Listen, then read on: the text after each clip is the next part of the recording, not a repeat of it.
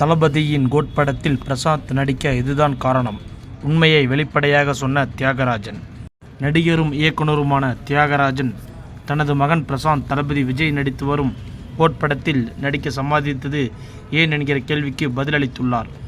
அலைகள் ஓய்வதில்லை, மம்பட்டியான், செக்கச்சிவந்த வானம் உள்ளிட்ட பல படங்களில் நடித்து மிரட்டியவர் தியாகராஜன். பாலிவுட்டில் வெளியான ஆயுஷ்மான் குரானா நடித்த அந்துதான் திரைப்படம் மிகப்பெரிய வெற்றியை பெற்றது. 2018ஆம் ஆண்டு தமிழில் வெளியான ராட்சசன் மற்றும் இந்தியில் வெளியான அந்துதான் என இரு படங்களும் IMDb தளத்தில் அதிக ரேட்டிங்கை பெற்றது. முதல் 2 இடங்களை பிடித்தன. அப்படி ஒரு படத்தை மலையாளத்தில் பிருத்திவிராஜ் பிரம்மா என்ற தலைப்பில் நடித்திருந்தார். அதே நேரத்தில் தமிழ் உரிமையை பெற்ற தியாகராஜன் அவர் இயக்கத்திலேயே பிரசாந்த், சிம்ரன் மற்றும் பிரியா ஆனந்தை நடிப்பில் அந்தகன் எனும் படத்தை இயக்கினார்.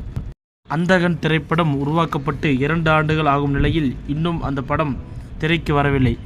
பலமுறை ரிலீஸ் தேதி அறிவித்தும் கடைசி நேரத்தில் அந்த படத்தில் வெளியீட்டு தேதியை மாற்றி வருகின்றனர்.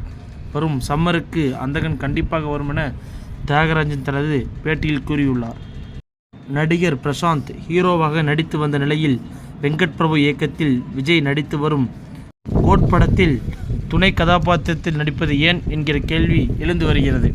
ஹாலிவுட்டில் அயன்மேனாக கலக்கிய ராபர்ட் டவுனி ஜூனியர் சிறந்த துணை நடிகருக்கான விருதுகளை சர்வ சாதாரணமாக நடித்து வாங்கி வருகிறார்.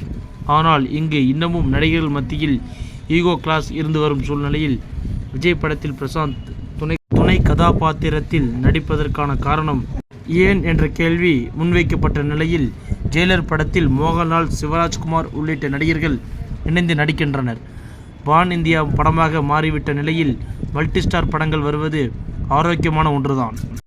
நடிகர் விஜய் மற்றும் பிரசாந்த் நெருங்கிய நண்பர்கள் என்பதால் வெங்கட் பிரபு சொன்ன இந்த கதை பிடித்த போது நான் நடிக்கப் போகிறேன் என்று தியாகராஜனிடம் கூறிவிட்ட பிரசாந்த் இந்த படத்தில் நடிக்க சம்மதித்தார். அவருடைய படங்களில் அவர்தான் முடிவு செய்கிறார். நான் அதில் எந்த தலையிடும் இதுவரை செய்ததில்லை.